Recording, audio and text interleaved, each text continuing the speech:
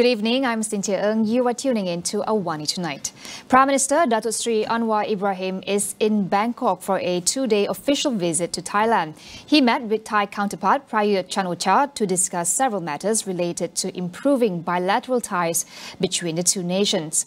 In a joint press conference, Anwar touched on the deep South conflict in southern Thailand and how Malaysia will assist the kingdom to resolve the conflict where it is necessary. The government of Malaysia will not condone any sort of violence to resolve any conflict. We will exercise our right as friends, as family members within both countries, Malaysia and Thailand, and ASEAN, to express our concern, our legitimate concerns, whilst acknowledging that South Thailand is purely an internal issue within Thailand. But it's our duty as good neighbors and family to do whatever is required and necessary to facilitate the process. And that is why we agree to appoint an acceptable facilitator from a retired chief of our armed forces, who is known to Prime Minister, to try and work and find. The government will not rush to approve applications for the entry of foreign workers into the country.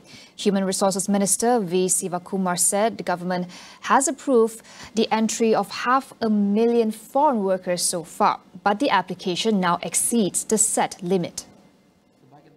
Siva said most applications came from 5 critical sectors, namely manufacturing, construction, plantation, agriculture and services. Despite high demand, he stressed the need to control the number of foreign workers in the country so to not exceed 2.4 million people, which is the maximum foreign labour workforce allocated under the 12 Malaysia Plan. He added that the government is also trying to find the best mechanism to enable employers to deal directly when hiring foreign workers without involving agents. This is to ensure that foreign workers and employers are not exploited by any parties looking to gain high profit. The Registrar of Societies, ROS, has given UMNO 60 days to give a detailed explanation on the no-contest motion for its top 2 posts approved during the party's recent General Assembly. UMNO President Datuk Sri Ahmad Zahid Hamidi said UMNO had met ROS twice over the matter, represented by Party Secretary General Datuk Sri Ahmad Maslan and their legal advisors. I believe our Sekjen has fulfilled all the requests of ROS, and they have provided details of the information needed. Dan saya amat yakin bahawa perjalanan Perhimpunan Agong adalah mengikut peraturan mesyuarat yang telah ditetapkan dan juga mengikut perlembagaan parti sebagaimana yang telah termaktub. Last month, 2 UMNO members lodged a report with the ROS seeking an investigation into a possible breach of Article 10 of the party's constitution. They insisted that the motion of no contest for the President and Deputy President posts should be tabled 2 weeks before the General Assembly, or 7 days if tabled by the Supreme Council. The government has agreed to rebrand the Kuala Lumpur International Airport KLIA and KLIA 2 to KLIA Terminal 1 and 2 respectively. Transport Minister Anthony Loke said that this is to improve the airport's marketability and effectiveness, allowing it to compete with other international airports in the region. Loke, however, did not reveal when the change would be implemented. He said the government and Malaysia Airports Holdings Berhad, MAHB, would need to fine-tune their new operating agreement, OA 2023, first. Loke added that the OA 2023 and related lease agreements would be finalised and signed before the end of the first quarter. Under the OA 2023, the new material items will see MAHB operate, manage, maintain and develop 39 airports and airfields in Malaysia until the year 2069. As the 7th leading cause of death globally, dementia creates enormous economic and societal costs for all. DY Suharya of Alzheimer's Disease International discusses the consequences of failing to address a possible rise in dementia cases. You know, it's a $1 trillion economic cost globally, and we still need to get the real detail of the numbers from each country's on this. The COVID-19 pandemic has made it clear that there's issues of isolation, issues of healthcare access and all those things. There are other economic matters that are intertwined with that. The economics of care, not enough people caring for people with dementia. There's a crisis in the care sector, and the care sector is not acknowledged. It has a huge impact on each countries. If you don't tackle this now, it will really create a major issues economically, socially, psychologically. But it's an invisible disability. It's also something that's affecting the mental health of the families. So this is why it's a big deal, and it has to be tackled now.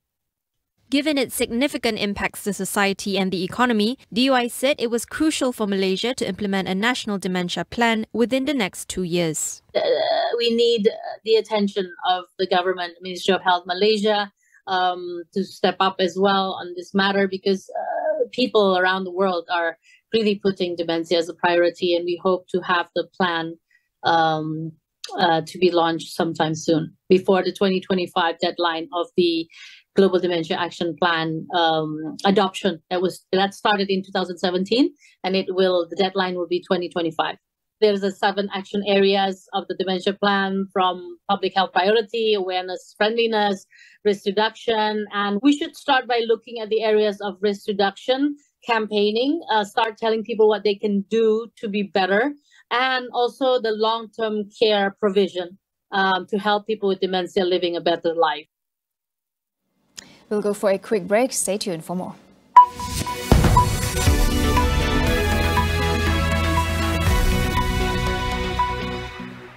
Cuaca panas menyebabkan kelemomor minyak dan kegatalan? Tewaskan kelemomor dengan Clear Ice Cool Menthol. Teknologi 3 kali ganda membersih kulit kepala secara mendalam. 3 kali lebih bersih. Tiada kelemomor, tiada minyak, tiada kegatalan. Clear terbukti menewaskan kelemomor.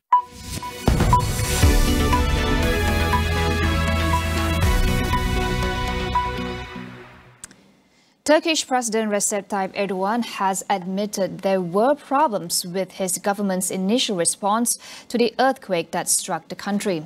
This is amid anger over the slow arrival of rescue teams, as the combined death toll in Turkey and Syria surpasses 17,000. On a visit to the disaster zone, Erdogan said operations were now working normally and promised no one would be left homeless. Across southern Turkey, people sought temporary shelter and food in freezing temperatures, fearful of going back into buildings shaken by the 7.8 magnitude tremor. Rescuers are still finding some people alive, but many have complained of a lack of equipment and support to rescue those trapped under the rubble. There were similar scenes and complaints in neighbouring northern Syria. Syria's ambassador to the United Nations blamed their predicament on Western sanctions and over a decade of civil war in the country. Singapore will remove mandatory mask wearing on public transport beginning next Monday, one of the last few remaining COVID-19 restrictions. The decision was made as authorities view significantly reduced threats from the virus. From February 13, mask wearing on buses and trains will no longer be required, but they will still be mandatory in healthcare settings to protect against infectious diseases. Singapore also steps down its disease alert to the lowest level since the COVID-19 pandemic started. The green level would put COVID-19 in the same category as the Middle East Respiratory Syndrome and the H7N9 bird flu strain. Border measures will also be lifted at the same time, with non-fully vaccinated travellers entering Singapore no longer required to show proof of a negative pre-departure test. The government said Singapore's virus situation remained stable despite the increase in travel, the winter season in the Northern Hemisphere, and China's shift from a zero-COVID policy. It attributed the easing of rules to the city-state's high vaccination coverage, with 80% of its 5.6 million population vaccinated. Australian Prime Minister Anthony Albanese has vowed the country will not back down from pursuing Russian President Vladimir Putin's link to the downing of Malaysia Airlines flight MH17. Prosecutors recently concluded that there were strong indications Putin approved the supply of a missile that brought down the flight in 2014. This is a guy who runs an authoritarian regime that doesn't care about human rights, that doesn't care about devastation of communities, whether it be in Ukraine, whether it be the oppression of his own citizens, or whether it be acts outside of Russia, of which we've seen a number. The travesty of MH17 is an issue in which he should be held to account, and Australia will continue to pursue all of these issues with every avenue at our disposal. Albanese also described the MH17 incident as an act of terrorism, which impacted Australia and many other countries. Russia has consistently denied its involvement in the downing of the flight, which occurred over eastern Ukraine on July 17, 2014, and refused to cooperate with international investigations. By 2025, Malaysia expects the digital economy to contribute nearly 23% to its GDP. Now, with this in mind, cybersecurity is a key priority across the economic sectors. Correspondent Farhana Sheikh takes a closer look at cyber threats and bolstering security at the IBM Security X-Force Cyber Range in Cambridge, Massachusetts. Cybersecurity continues to be a top concern in Malaysia. In fact, according to the Malaysia Cybersecurity Strategy Report, Malaysia may face economic losses of up to 51 billion ringgit due to cyber threats. So here at the IBM X-Force Command Center in Cambridge, Massachusetts, I get to experience firsthand a cyber attack simulation to learn how to respond to it better. Here are the key takeaways. The companies that fared better in an incident were those that had incident response plans and practiced them. So across any industry, that is the most critical element. Practice, build that muscle memory, go through these simulations so you can be well practiced and you have those decisions made in a crisis when speed is of the essence. I think it's not, I think what it comes down to is if you don't practice your response, then those blind spots will catch you off guard. Knowing what those blind spots are going to be very tailored to or unique to law and regulation ties in how legal privilege might work, but really not knowing what questions to ask is probably the biggest blind spot. We also discuss some of the major cybersecurity challenges in ASEAN and explore effective cybersecurity measures that businesses and industries can explore. In the 2022 X-Force Threat Intelligence Index, we found that Asia was the #1 top attacked continent. And the types of attacks we see there are ransomware, as well as data theft. We saw several attacks where attackers gained access to a server, but were not able to get further because we found them and stopped them in their tracks. So I would say there's 3 main areas where organizations, including small organizations, can really make an impact. #1 is to employ multi-factor authentication on every remote access point into a network. And that multi-factor authentication can prevent many attackers from getting in. Second is to have security software that can stop phishing emails. Software that can identify phishing emails and eradicate phishing emails, and pairing that with user education so that users can spot a phishing email, report it quickly, and not click on links or attachments that might be malicious. And the third one is to have a robust patch management program. So have a program at your organization where you're quickly implementing patches as they become available, and so you don't have vulnerabilities on your network that attackers can exploit. That wraps up AWANI Tonight. I'm Cynthia Ng. Thank you for watching. Good night.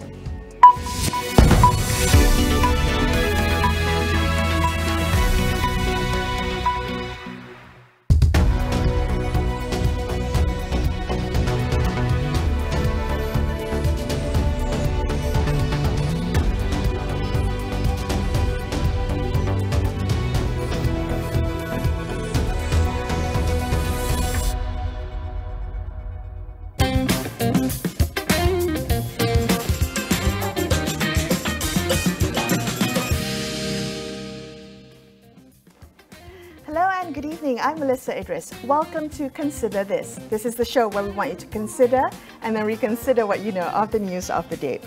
World Bank has just released its most recent Malaysia Economic Monitor report, with this edition having a special focus on expanding Malaysia's digital frontier. Now, to delve into the report, joining me on the show today from the World Bank is